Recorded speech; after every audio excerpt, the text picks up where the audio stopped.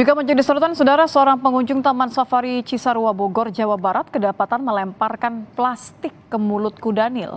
Atas kejadian ini, pihak Taman Safari telah melaporkan nomor plat kendaraan pelaku ke polisi.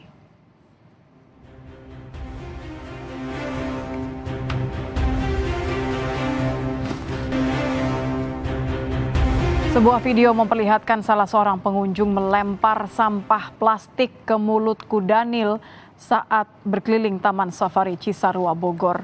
Awalnya penumpang di dalam mobil memberi wortel sebagai umpan, namun saat kudanil membuka mulut, pengunjung justru melemparkan plastik ke dalam mulut kudanil. Video ini direkam pengunjung lain yang berada di belakangnya.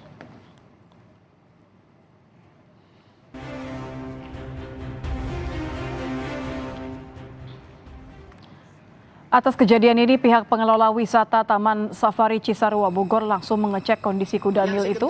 Pihaknya menyebut plastik yang dilemparkan pengunjung ke mulut kudanil telah dimuntahkan kembali. Namun karena membahayakan kesehatan dan keselamatan satwa, pihak Taman Safari telah melaporkan kejadian ini ke polisi dengan memberikan nomor plat kendaraan pelaku untuk diproses lebih lanjut.